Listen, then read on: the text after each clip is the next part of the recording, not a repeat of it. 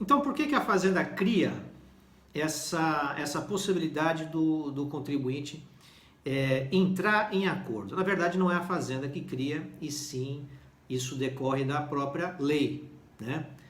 Caberá à Fazenda exclusivamente regulamentar essa possibilidade de fazer acordo. Então, mas por que a Fazenda, por que existe essa possibilidade? Por que nosso ordenamento jurídico brasileiro, por que existe essa possibilidade de entrar em acordo, né? De procurar resolver os problemas fiscais? Primeiro, porque existem problemas fiscais, né? É ser disso que todo mundo tem dívida com a Fazenda. Então, diante desse aspecto, a Fazenda já torna possível a existência de acordos. Mas, de um modo geral, eu coloquei aqui alguns itens que eu considero como sendo os que justificam a abertura desses acordos. Eu relacionei aqui 12, nossa, é muita coisa. Agora que eu estou vendo aqui, são 23 itens que, não, 24 itens que eu coloquei, 23 ou 24 itens que eu coloquei como sendo os motivadores para que a Fazenda busque um acordo com o contribuinte. Bom, qual então é o primeiro motivo para que a Fazenda crie a possibilidade de entrar em acordo com o contribuinte? Primeiro, é a alta carga tributária, né? Então, não é de desconhecimento de ninguém que a carga tributária aqui no Brasil é elevadíssima.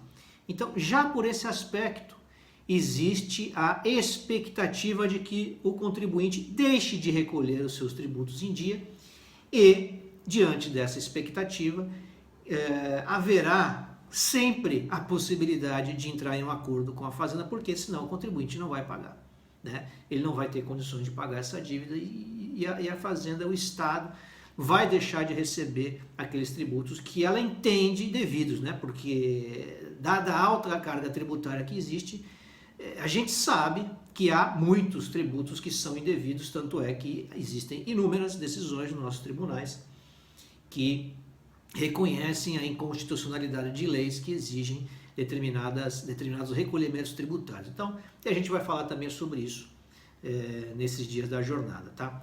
Então, o primeiro motivo, né, o porquê que a Fazenda cria a possibilidade de fazer acordo, porque existe a possibilidade de fazer acordo com a Fazenda, se deve diante da alta carga tributária. Então, porque existe uma carga tributária muito alta, tem-se que haverá como consequência uma inadimplência e diante dessa inadimplência deverá haver meios do contribuinte regularizar a sua situação. Então, esse seria um dos primeiros motivos. E a alta carga tributária aí também é algo que se reconhece diante da existência de inúmeros projetos que estão tramitando lá no Congresso Nacional, projetos e anteprojetos de reforma tributária, né? Mas que, a bem da verdade, não vão reduzir em nada a carga tributária, né? Vai acabar modificando a forma de arrecadação, vai acabar modificando os meios pelos quais o governo arrecada e distribui essa receita do que reduzir a carga tributária. Então, a alta carga tributária, assim, no meu ponto de vista, seria o primeiro elemento que justifica ou que motiva a Fazenda a criar a possibilidade de fazer acordo com o contribuinte, né? O segundo item seria a má administração desses recursos, né? Os recursos que são arrecadados pelo Estado são mal administrados, de modo que sempre vai faltar dinheiro, né?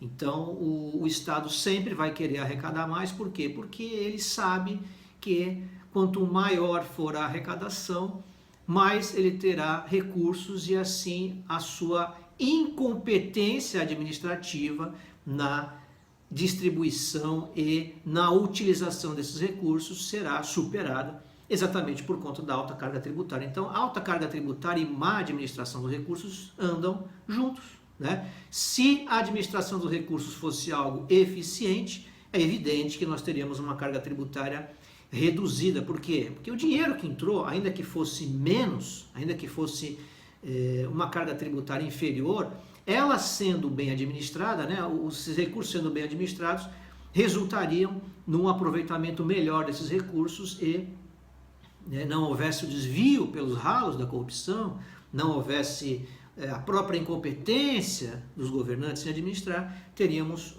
ainda que a arrecadação fosse inferior, teríamos a sua utilização de forma bem razoável, né? Outro aspecto, que seria o terceiro aspecto, seria a complexidade da legislação de origem, né? Vejam, a legislação que traz os parcelamentos, que traz as transações, já é complexa, né? Mais complexa ainda é a legislação de origem dos tributos, né? Aquela legislação que se aplica na instituição, na cobrança dos tributos, né? na sua distribuição, né? Em como que esses tributos serão utilizados pela Fazenda no custeio das atividades estatais, enfim. A complexidade da legislação também justifica, né? Por quê? Porque por que o contribuinte muitas vezes deixa de pagar os seus tributos? Porque a legislação é complexa. Se ele não tiver uma assessoria, se ele não tiver um acompanhamento, se ele não tiver um prestador de serviços, um profissional que o acompanhe na vida da sua atividade econômica e que traga a ele conforto na hora de administrar a sua parte fiscal, né? Com base no cumprimento das obrigações tributárias de acordo com a lei, né? Ele provavelmente não deixaria de pagar. Por quê? Porque ele está cumprindo aquela legislação que, se não fosse tão complexa, ele não necessitaria, talvez, de ajuda. E ele não tendo ajuda, ele não vai conseguir cumprir. Então, a alta carga tributária, a má administração dos recursos e a complexidade da legislação fazem com que o contribuinte tenha que arrecadar tributos cada vez mais e muitas vezes não consiga, exatamente por não entender de que modo que deve agir para pagar os tributos, né? Outro aspecto que justifica a Fazenda criando possibilidade de fazer acordo é a dificuldade de fiscalização. A Fazenda tem dificuldade de fiscalização, né? Hoje menos. Por quê? Porque todos os sistemas migraram para sistemas informatizados, sistemas eletrônicos, sistemas digitais, sistemas que cruzam informação, SPED fiscal, EFD, DCTF eletrônica e tudo que a gente sabe aí que ronda a atividade fiscal das empresas. Então, assim, tem muita coisa hoje que dificulta que o contribuinte haja de má fé ou, ainda que haja de boa fé, deixe de recolher os tributos. Por quê? Porque a fiscalização foi aprimorada, mas de todo modo ainda existe uma dificuldade muito grande na fiscalização. Os sistemas estão se aprimorando, mas a dificuldade na fiscalização eu entendo que ainda seja um motivador, né, para que a Fazenda chame os contribuintes para fazer acordo. Até porque nessas transações, na nova legislação, né, nessa nova legislação das transações, que surgiu agora com a Lei 13.988, existem, para que haja a realização de uma transação, para que o contribuinte entre em acordo com a Fazenda, ele precisa apresentar uma série de informações, uma série de documentos que muitas vezes a Fazenda desconhece. Então, a partir do momento em que o contribuinte apresenta para a Fazenda essas informações, facilita em muito o trabalho de fiscalização, né? Então, daí o contribuinte tem que pensar bem se vale a pena ele entrar num acordo, vale a pena ele fazer uma transação, porque ele vai ter que abrir aí uma série de informações, muitas vezes sujeitas a sigilo comercial, sigilo empresarial, enfim, sigilo fiscal não, porque não tem como ter sigilo fiscal com a própria Fazenda. Mas eu digo assim, algumas informações estratégicas, econômicas que a empresa desenvolva, tenha lá guardada as 7 chaves, ela acaba tendo que abrir, né? Evidentemente, se for alguma coisa ilegal, esquece, né? Vai ter que abrir e vai acabar sendo prejudicado.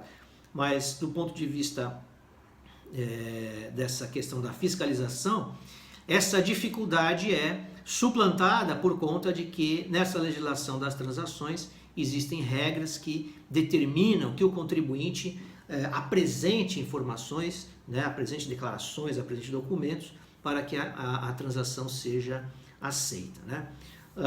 Outro motivador para que a Fazenda crie a possibilidade de fazer acordo é exatamente a dificuldade de cobrar os devedores, né? Então, muitas vezes existe o crédito tributário, muitas vezes o contribuinte deixou de pagar aquele tributo, porém, existe uma dificuldade muito grande de cobrar esses devedores. Por quê? Porque, de igual maneira que existe a necessidade de fiscalizar, existe a necessidade de cobrar.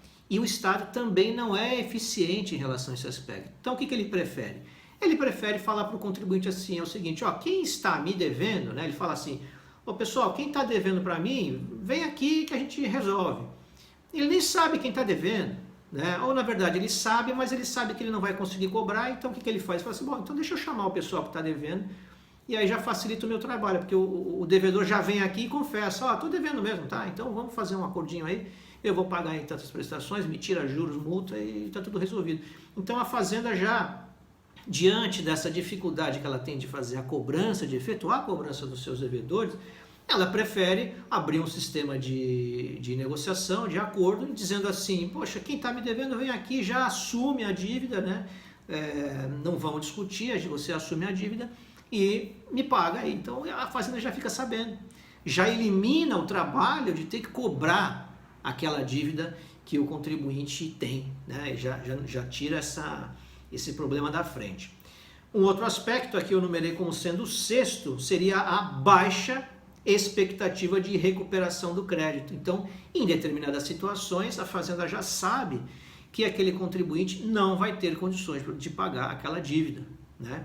Não vai ter dinheiro, não vai conseguir recursos para pagar aquela dívida na sua integralidade e apresenta a ele condições mais fáceis de resolver essa pendência, tirando juros, multas, encargos legais e autorizando que esse pagamento seja feito a longo prazo com os procedimentos de parcelamento. Então, diante da baixa expectativa de recuperação do crédito, a Fazenda fala o seguinte, bom, já que eu não vou receber mesmo, se eu não fizer nada, se eu ficar aqui sentado esperando que o contribuinte venha me pagar, eu também não vou ter condições de cobrá-los, né?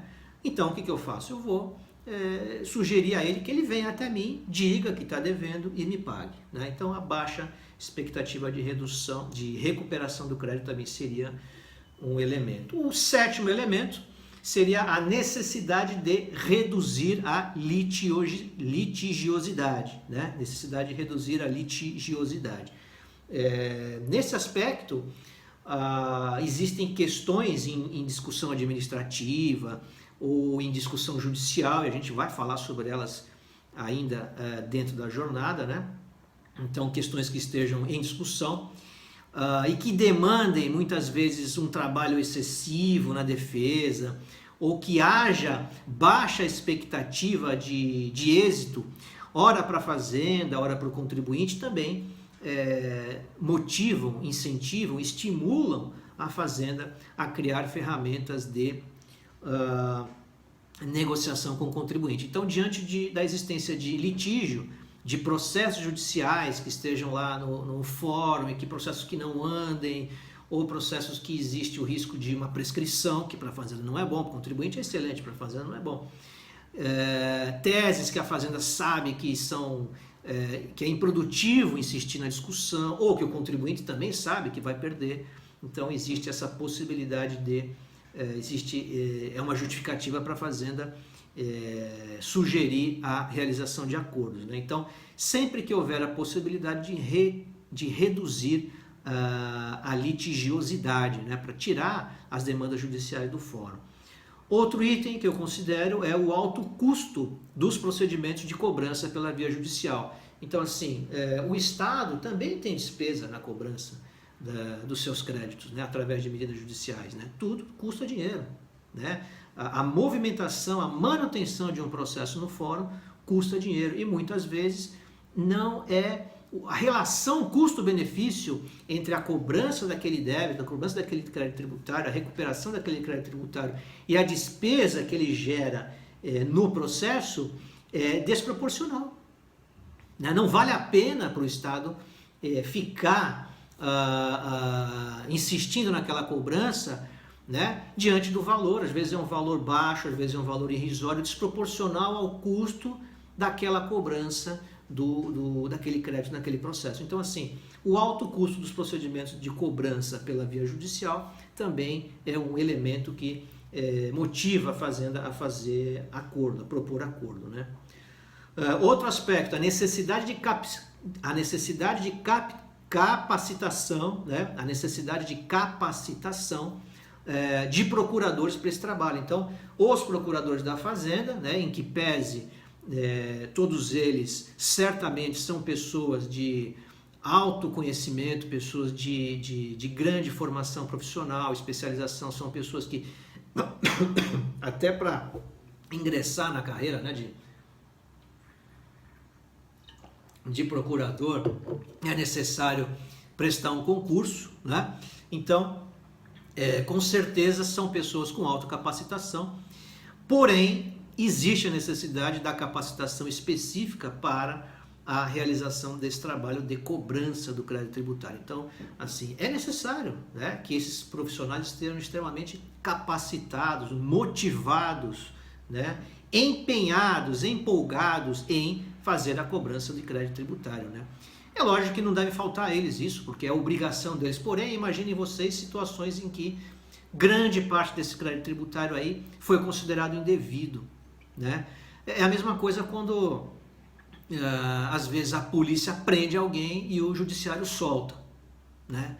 Ainda que existam fortes indícios de que aquela pessoa cometeu um crime. Mas isso aqui a gente não vai entrar no mérito, né? Quem vai decidir isso é o juiz. Se ele entender que não existem elementos que sejam suficientes para que aquela pessoa seja presa, porque ali é uma questão de restrição de liberdade, um direito fundamental, ele vai soltar, né? Aqui longe de mim querer criticar o trabalho do judiciário.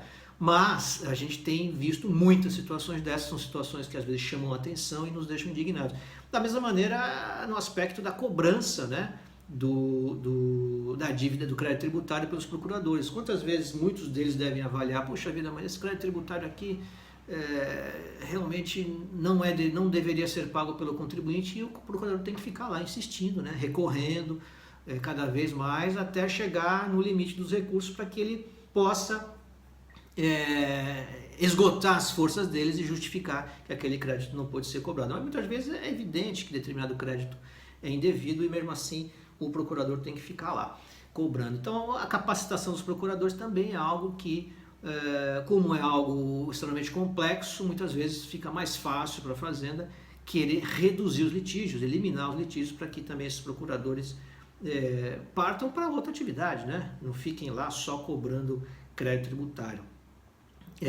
Outro aspecto, o excesso de trabalho nessa atividade de cobrança da dívida ativa, né? Então o excesso de trabalho faz com que exista, né, até divisão em setores, né, por dívidas que chegam a determinado valor, né? E inclusive existem portarias internas, resoluções internas da Procuradoria que determinam que até determinado valor não haverá o ajuizamento de ação de execução fiscal. Ou seja, o crédito tributário existe, está lá, inscrito em dívida ativa, porém a Fazenda não vai cobrar porque o valor é muito baixo e esse valor não é proporcional ao custo daquela cobrança, e também porque se por um acaso os procuradores forem pegar todos os créditos tributários para cobrar, para ingressar com ações, o trabalho vai ser tão grande, tão enorme, tão imenso, e haverá um excesso de trabalho, de modo que aquelas dívidas, aquele crédito tributário que realmente importa para a Fazenda, acaba deixando de ser cobrado em prol daqueles créditos de menor valor. Então, a bem da verdade, o que acontece? A somatória da grande maioria dos processos tributários muitas vezes é menor do que alguns créditos tributários que são de valores extremamente expressivos. Então, para a Fazenda, muitas vezes, para evitar o excesso de trabalho, ela já determina o seguinte: olha, crédito tributário até R$1.000 não será objeto de execução fiscal. Crédito tributário até R$1 milhão, se não houver garantias, se não houver garantias prestadas nos autos, se o processo não tiver suspenso por alguma outra razão.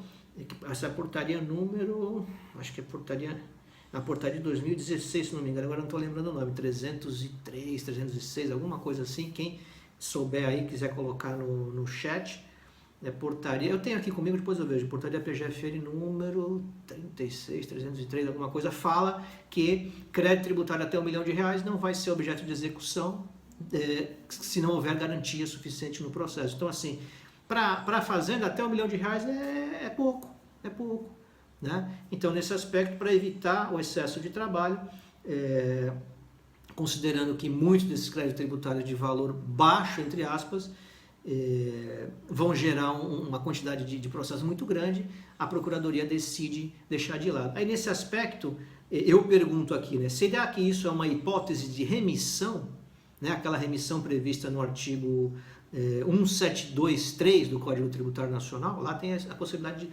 expectativa de remissão, tem a previsão, né, a hipótese de remissão. Será que isso é remissão? Quando a Fazenda deixa de cobrar algum crédito tributário, né? Deixa de dar sequência no processo de cobrança. Outro item seria a própria lentidão do judiciário, né? Então, já sabendo-se que um processo de cobrança da dívida ativa, um processo de cobrança do crédito tributário vai levar muito tempo, o que a Fazenda prefere fazer? Propor acordo, né? Porque sabe que aquele processo judicial vai levar muito tempo e através através de um procedimento, de uma transação, de um acordo, existe a expectativa do recebimento desse crédito num prazo menor. Então, diante da lentidão do judiciário, a gente tem também esse motivador para que a Fazenda crie essas ferramentas para a realização de transações, né? Outro item, dificuldade de localização de bens e outros ativos do devedor. Então, quando existe, quando não é fácil, quando a Fazenda identifica que em determinadas situações não é fácil encontrar bens que possam servir de garantia daquela dívida daquele devedor, é muito mais fácil que ela proponha acordos e muitas vezes peça para que o contribuinte indique bens, indique ativos para garantir aquela dívida, né? Nas transações, salvo engano, não existe nenhuma das transações que fala sobre garantia. No negócio jurídico processual existe, né? E apesar de que as transações não falem em necessidade de garantia, a lei fala que aquelas garantias prestadas permanecem, né? Permanecem onde estão, permanecem lá já roladas no processo judicial, roladas não, permanecem garantindo os débitos que já tiverem sido executados, por exemplo, ou no processo de medida cautelar fiscal, né? Os bens em garantia continuam, mas não há necessidade de apresentação de outros, né? Então, a dificuldade de localização de bens e outros ativos do devedor também é algo que estimula a Fazenda a propor acordos com os contribuintes, tá? Outro item aqui, número 13, necessidade de retomada da atividade econômica, né?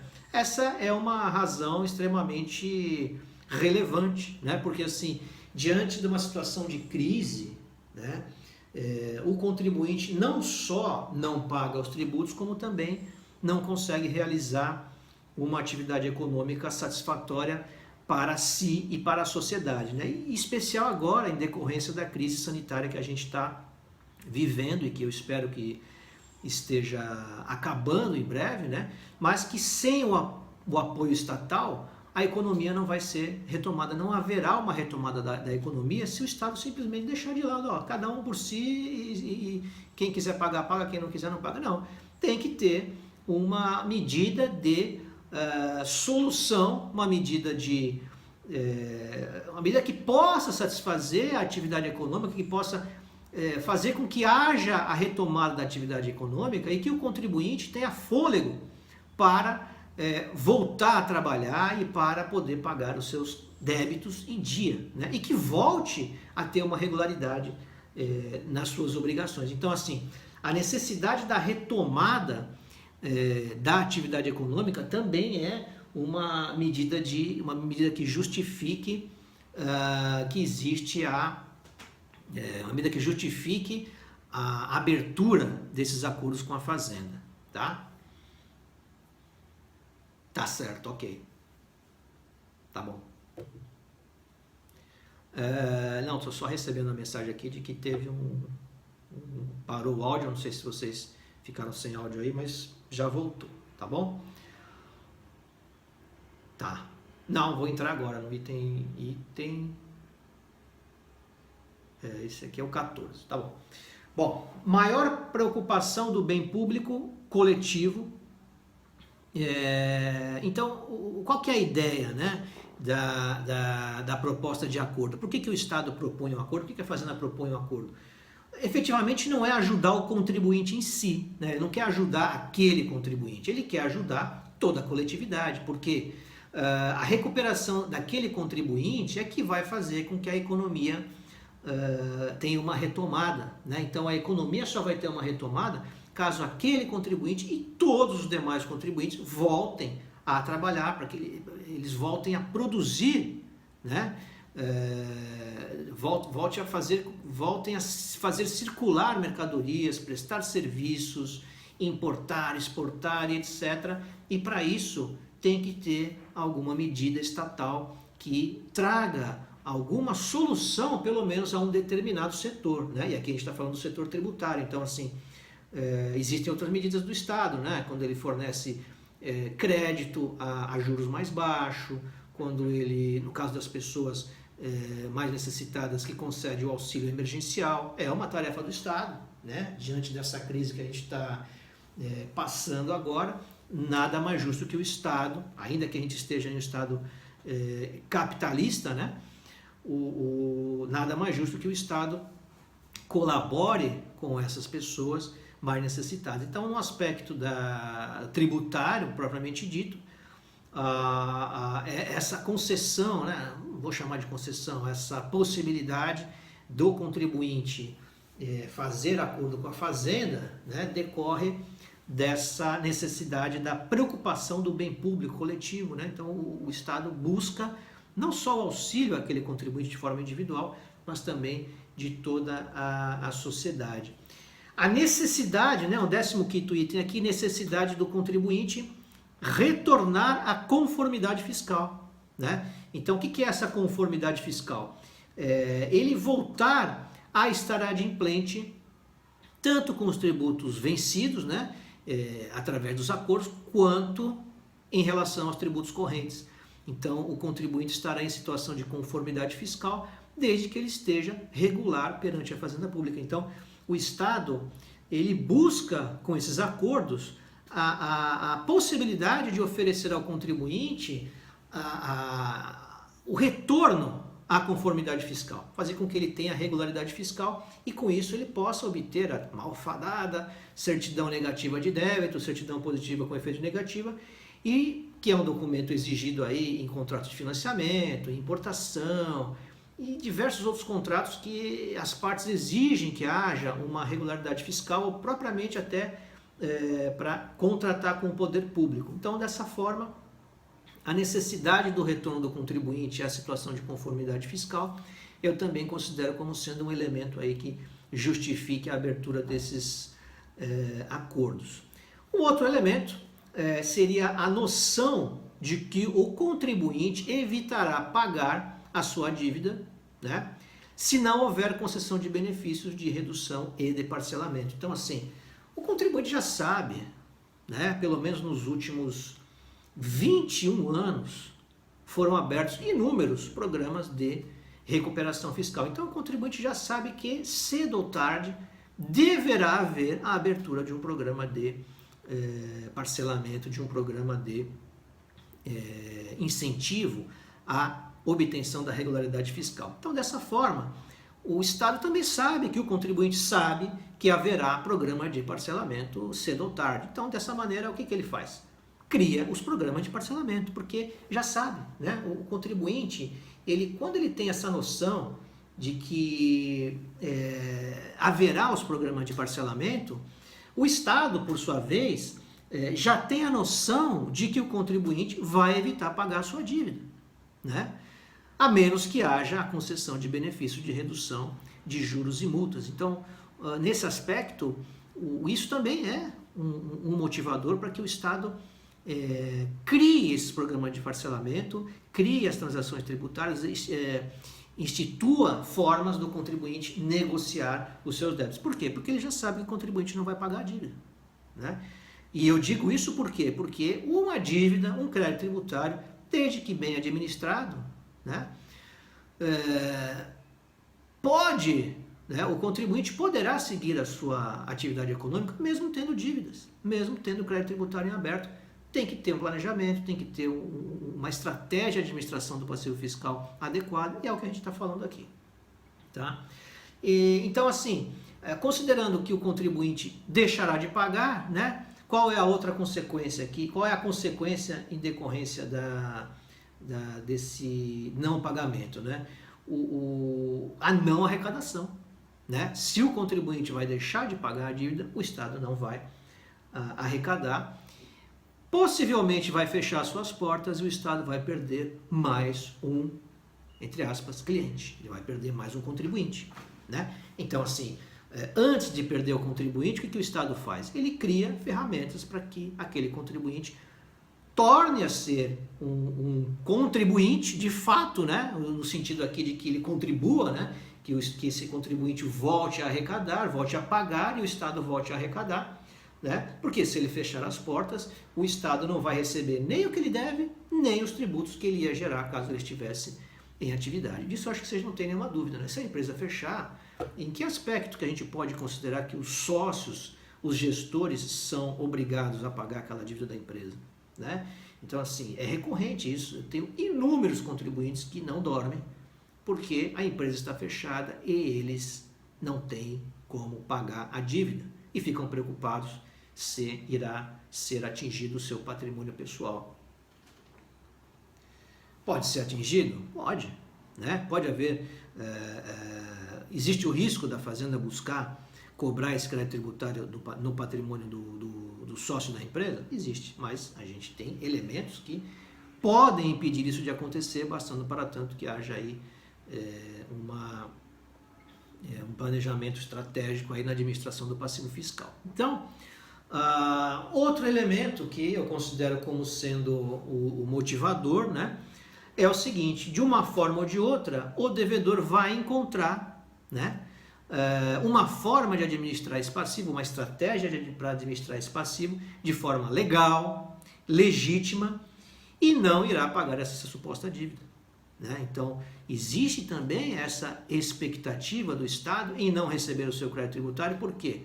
Porque o contribuinte vai arrumar um jeito de não pagar. Legal, um jeito legítimo, né? Com base em estratégias, né? Que, se bem preparadas e executadas, podem até eliminar todo aquele passivo ou ainda evitar que o contribuinte devedor o liquide. Então, assim, existem estratégias processuais, né? Existem estratégias aplicáveis. Veja, vou repetir, todas elas legais e legítimas, né? Que podem possibilitar, né? Que possibilitam, na verdade, o contribuinte a administrar esse passivo no tempo e não ter a necessidade de pagar.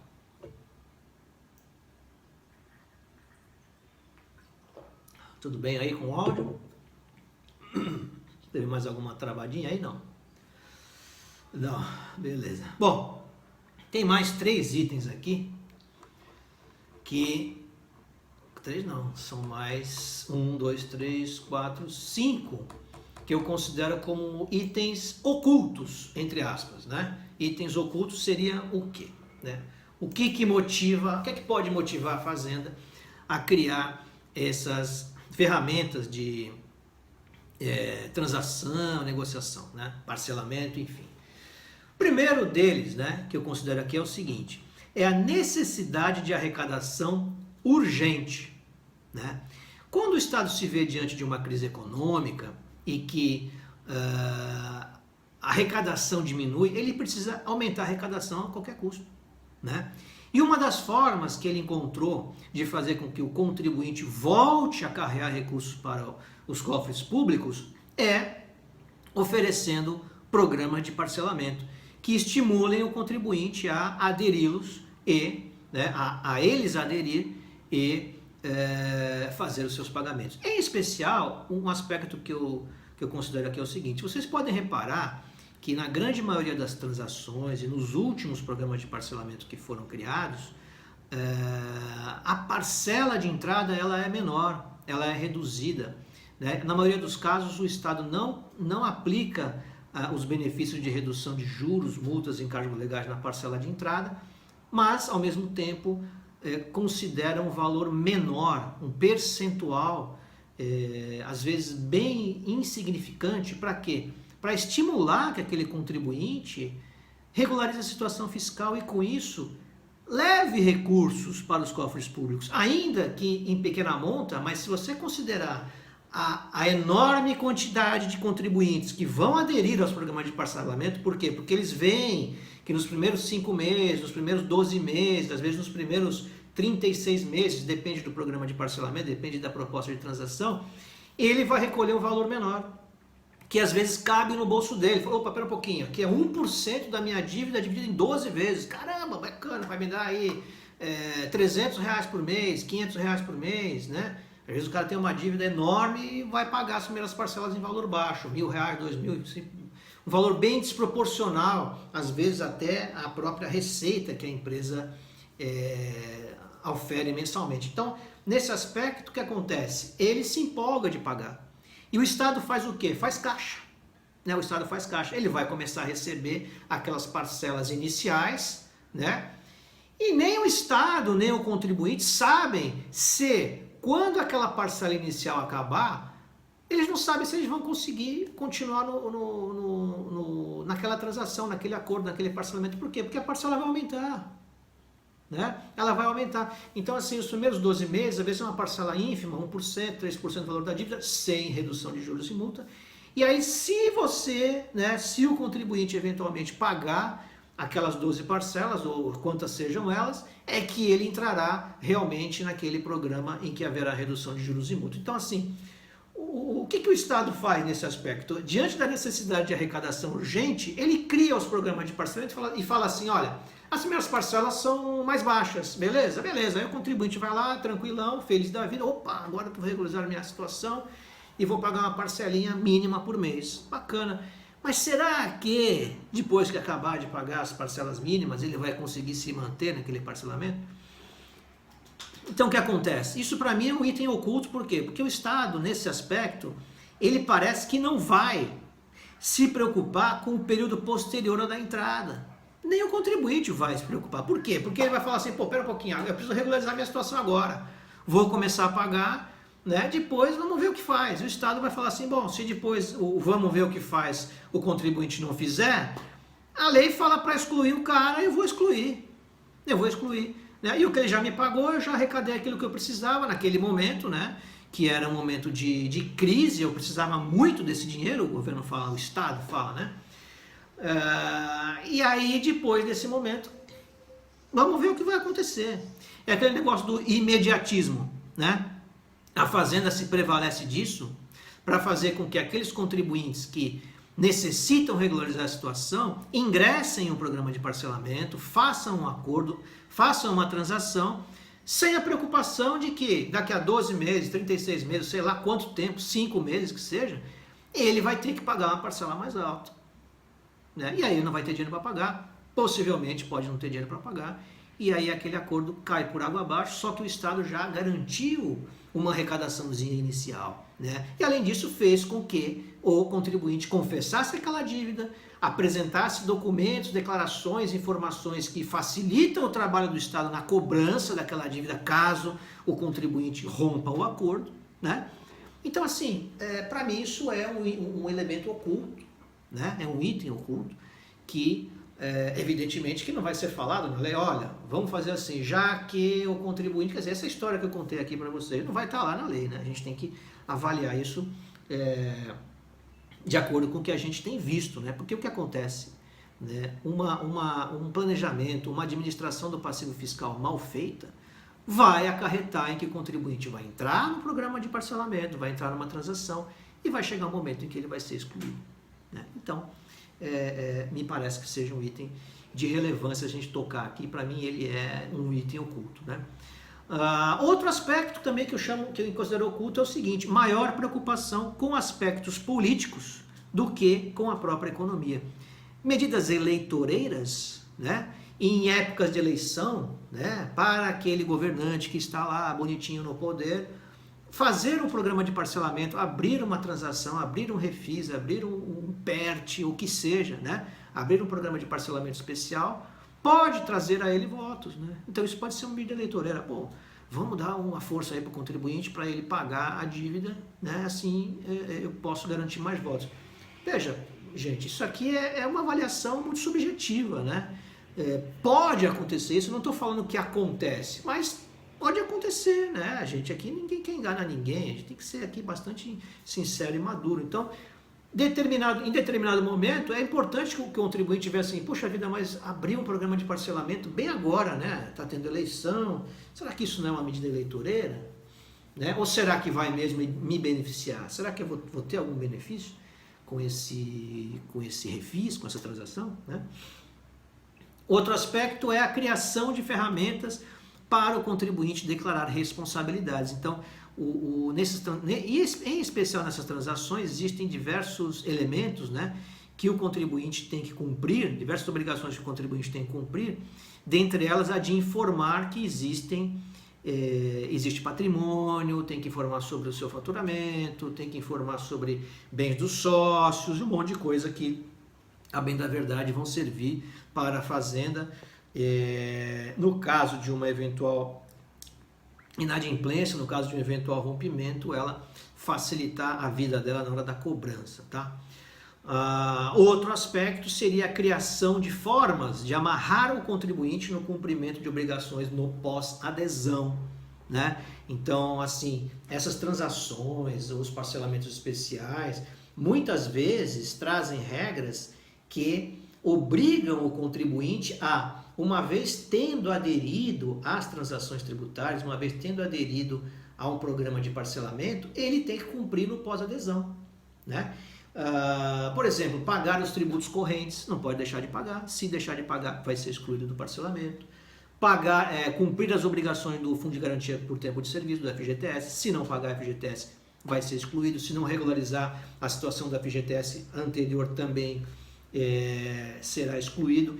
E um outro aspecto que eu considero na lei extremamente relevante, e a gente também vai tocar nesse assunto nesses dias da jornada, é o aspecto de que é necessário, quando for feita uma transação, a inclusão de todos os débitos no acordo, né? Existe um artigo lá na lei do contribuinte legal, não sei se é na lei, agora não me lembro, não sei se é em alguma das portarias, que obriga que o contribuinte, ao fazer uma transação, inclua efetivamente todos os débitos elegíveis no acordo de transação. Não pode deixar nenhum de fora, né? Ainda que aquele contribuinte entenda que um determinado débito é indevido ou que merece discussão, ele não pode deixar de incluir no acordo, pois senão ele será excluído do acordo, exceto se aquele débito estiver suspenso por alguma medida administrativa, algum recurso administrativo, uma medida judicial, né? Se tiver algum litígio do qual ele não quer abrir mão, ele pode deixar de fora, se estiver garantido também, né?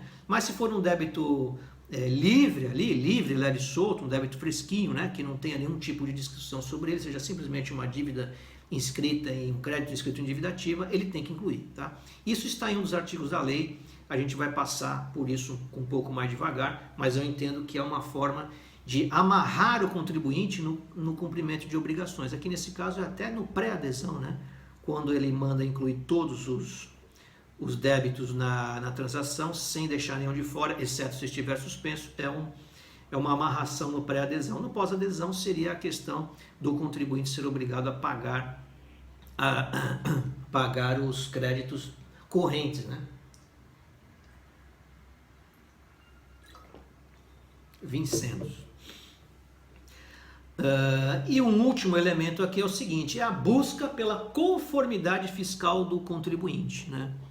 Essa conformidade fiscal aqui também é algo um pouco subjetivo no meu ponto de vista, né? Porque no meu ponto de vista, a conformidade fiscal não é outra coisa senão o fato do contribuinte se conformar, né? Se conformar com o sistema tributário nacional do jeito que ele é, e se adequar a ele, ainda que seja algo impossível, né? Então, esse conformidade fiscal é mais do que estar simplesmente conforme a lei, é mais do que estar simplesmente cumprindo a lei, estar em compliance, é se conformar com o sistema tributário nacional. Né? A conformidade fiscal, no meu ponto de vista, é dizer assim, contribuinte, ó, desculpa aí, cara, mas o sistema tributário nacional é assim e você vai ter que cumprir. Você vai ter que cumprir as obrigações que estão lá, que estão aqui no sistema tributário nacional. Então, para mim, esse é o verdadeiro conceito de conformidade fiscal, né?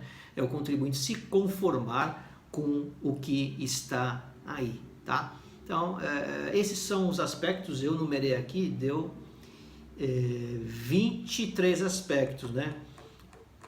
Acho que alguém me perguntou aqui sobre se vai ter o PDF disso que a gente está falando.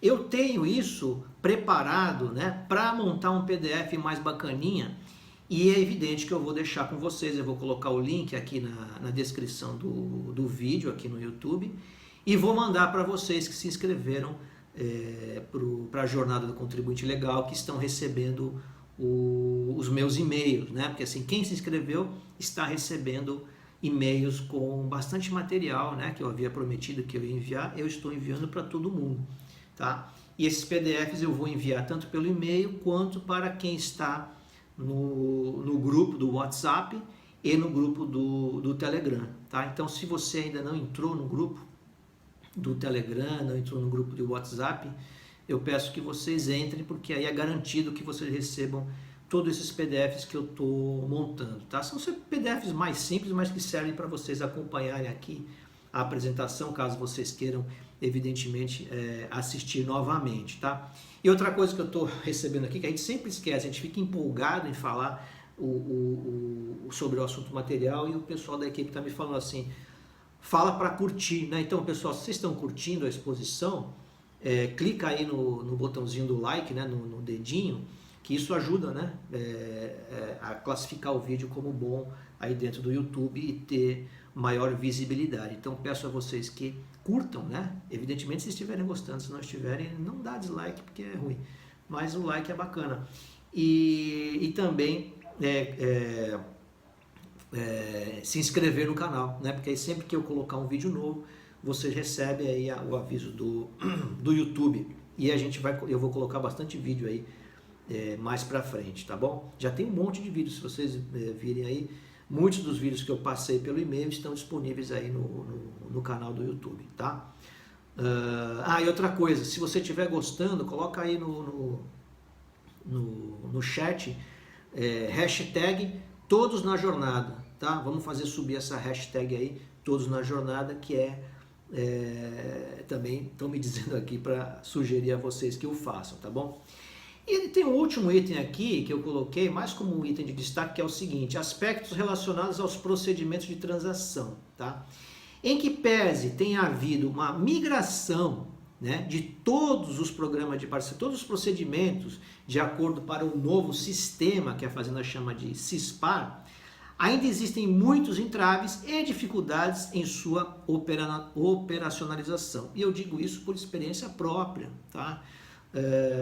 Já dentro desse sistema SISPAR, eu tenho um cliente em especial que, apesar de ter havido todo um processo de migração de sistema de parcelamento para esse tal SISPAR, esse contribuinte teve inúmeros problemas para o reconhecimento de créditos de prejuízo fiscal, base de cálculo negativa que foram oferecidas por ele na negociação do PERT de 2000, foi no PERT, no parcelamento de 2014, que foi o refis da Copa. Então, de lá para cá, já são 7 anos, a gente ainda não conseguiu concluir o processo de aproveitamento dos créditos de prejuízo fiscal e base de cálculo negativa, né? Até porque houve um outro erro no sistema lá, que quando a gente foi fazer a adesão ao parcelamento, o sistema não disponibilizou a desistência dos parcelamentos anteriores para reingresso no novo. Então isso deu um problema muito grande, apesar de já ser dentro do SISPAR. Então isso eu trouxe aqui para vocês só como para exemplificar que, apesar de ter havido toda uma evolução no sistema de parcelamento da Fazenda, houve, por outro lado,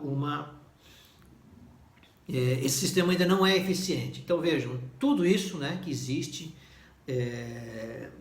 como motivador para a Fazenda fazer um acordo, a gente poderia pensar assim, bom, já que a Fazenda está propondo um acordo, para ela vai ser tranquilo, né? Porque assim vai tudo ser colocado numa caixa, né? Todos os procedimentos, todas as dívidas, todos os elementos que compõem uma cobrança vão ser colocados numa caixa chamada CISPAR, né? Que é esse sistema de parcelamento, e lá a Fazenda administra com uma certa facilidade, com uma certa regularidade, mas não é o caso, tá? Esse sistema CISPAR, pelo que eu estou vendo, ainda não é extremamente eficiente, né?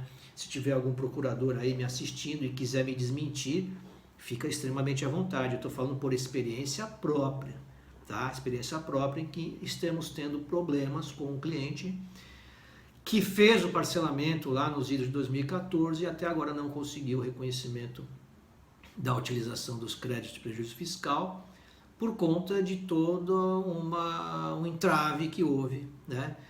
A respeito dessa impossibilidade de colocar nesse acordo de parcelamento as dívidas oriundas do parcelamento anterior. Isso aí foi discutido, eu particularmente, isso foi em Minas Gerais, lá em Belo Horizonte, fui muito bem atendido pelos procuradores de lá.